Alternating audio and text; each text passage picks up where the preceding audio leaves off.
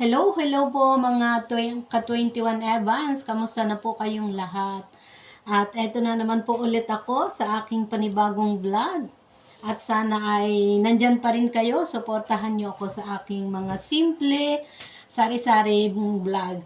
At ang oras po natin ngayon ay mag-aalas 4 ng hapon at dito po ay araw ng Biyernes. At nandito po ako sa aming maliit na kusina. At tayo po ay half day ang trabaho ngayon. So sa mga subscriber ko dyan, shout out po sa inyo. Maraming salamat sa pagsuporta nyo palagi sa akin. I love you all. At sa kay Sir Aspel Roma, lagi ko siyang naalala. Hindi ko siya makakalimutan at nang dahil sa kanya kaya ako ay nagtutuloy sa aking pagbablog. Sa kanyang grupo na Team Sako, maraming salamat sa mga nandyan na nakasupport sa akin.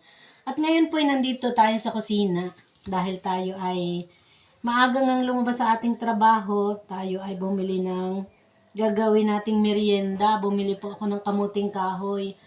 Ang kamuting kahoy na nabibili namin dito sa ibang bansa, dito sa Roma, ay galing po siya ng Bangladesh or Sri Lanka o hindi ako sure talaga kung alin sa dalawa. At gagawin po nating pinikpik. Ayan. Nakayod na po ito ni Mr. At yan. Gagawin ko siyang pinikpik. Napigaan ko na rin siya. Naalisan ko na siya ng kanyang tubig. Kasi pag hindi ko pinigaan, medyo po siya papait. Kaya ayan. Ayan. So, tara, samahan niyo ako ng pagluluto nito. Pasensya na kung medyo ako tatalikod. Kasi yun po yung tungko, yung kusina, yung lutuan. At medyo malayo sa kaya samahan niyo ako. Hanap muna pala tayo ng ating kawali na paglulutuan. Alam niyo, ang ulam namin ngayong pananghalian, ulam ni Mr. Ayan. Sinaing na, ano bang tawag? Gulyasan. Dito po ang tawag ay tono. Malaking tono. Ayan.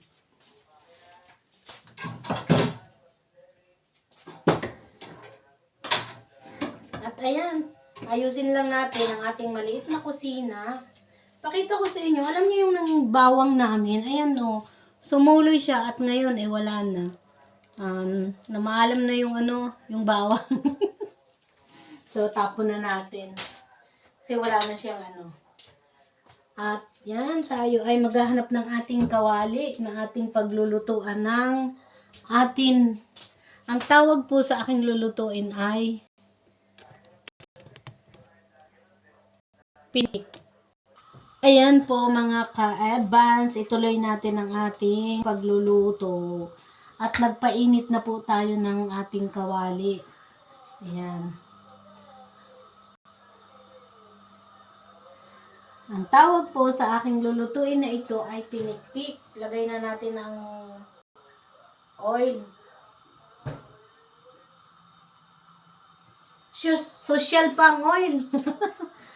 Olive oil po ang aking gagamitin. Nakalimutan kong bumili ng normal na mantika.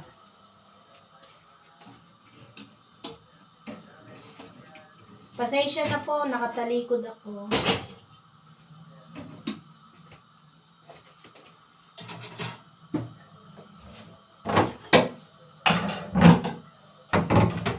Dahil maliit ang ating kusina, kaya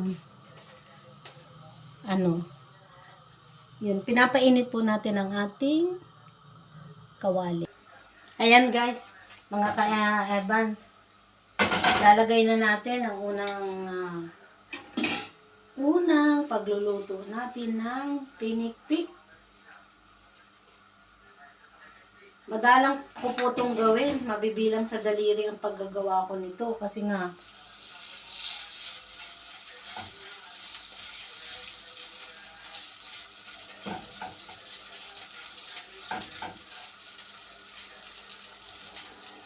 yan.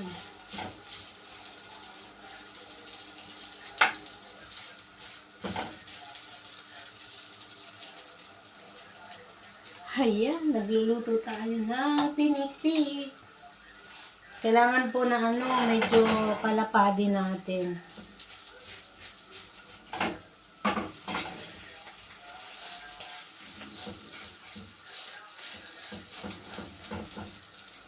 Pakita ko sa inyo. Ayan o. Yan. Dahan-dahan lang po yung apoy natin.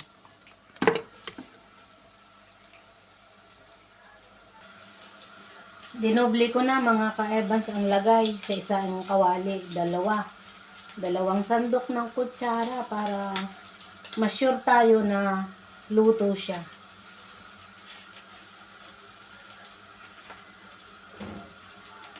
Yan. At ayan, mga ka-21, hahanguin na natin. Mga ka-Evans, itong una nating nilagay para hinayaan ko siya na magtagal para mas sigurado na mas lutong-luto siya.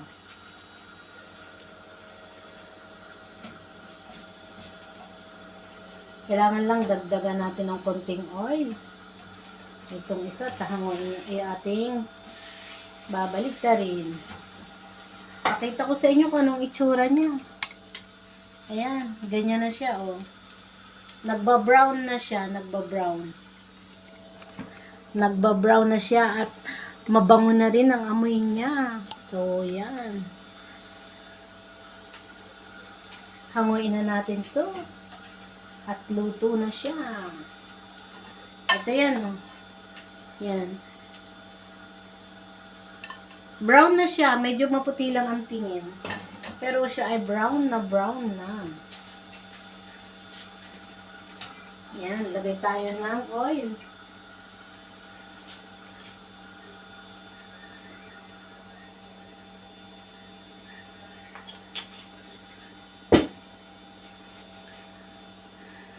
Ayan. Dinagdagan natin yung oil ng ating kawali para hindi naman siya masunog ng ano.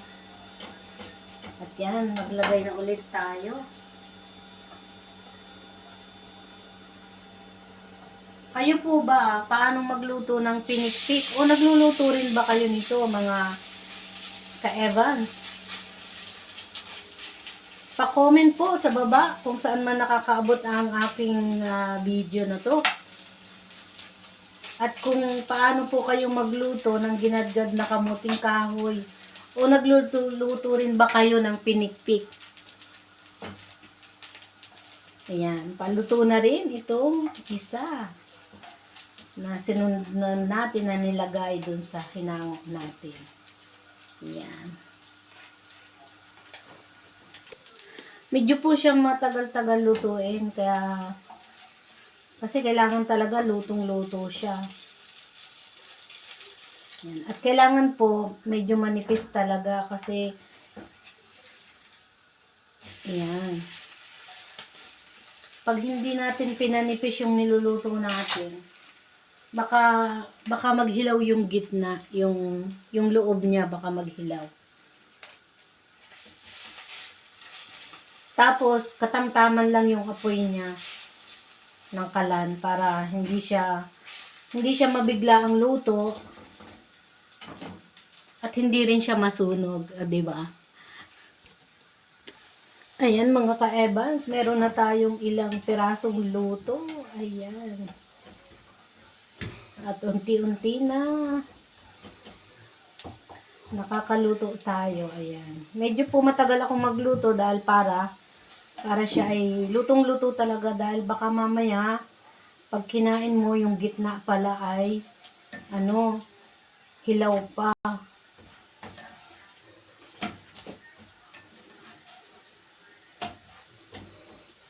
Tapos lang din manipis yung aking paglalagay ng ng niluluto kong pinikpik. Hello! At ayan, marapit na tayong matapos mga ka-Evans sa ating niluluto. Medyo po matagal nga pala itong lutuin. Kasi kailangan mo talagang luto na. Kasi siya ay, yan, kakalahati na lang yung lulutuin natin.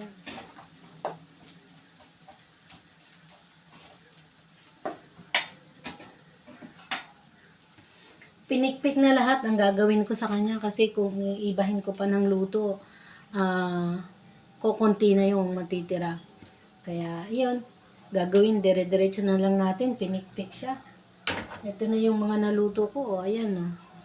Ayan. Pwede na tayo magmerienda. Ayan na yan. Talagang malapit na tayong makatapos. Iisang lagayan na lang natin. Ayan. Ayan. At pwede na tayo talagang magmerienda. Sana comment nyo po kung saan man nakakarating itong video ko para naman mabati ko kayo at sa lahat ng patuloy na nandyan at sumusuporta sa akin. Maraming salamat. Alam nyo po ba na pag Biyernes, maaga ako lumalabas. Kaya, ayan, nakagawa tayo ngayon ng merienda. At, meron tayong mamimerienda ngayon. Dito lang tayo sa bahay. Hindi na po tayo katulad ng dati na maggagala. Dahil, at saka, pagod na rin. Kaya, dito na muna tayo sa bahay ngayon. Yun, malapit nang maluto yung niluluto natin.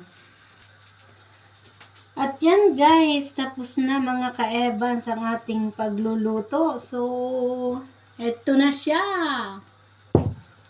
Tikman natin ngayon. Mula nung umpisan kong lutuin, hindi ako tumikim. So, ngayon lang titikman natin kung meron siyang lasa bang asukal o kulang sa asin. Kasi kailangan may konti rin siyang asin. Ayos siya. Masarap.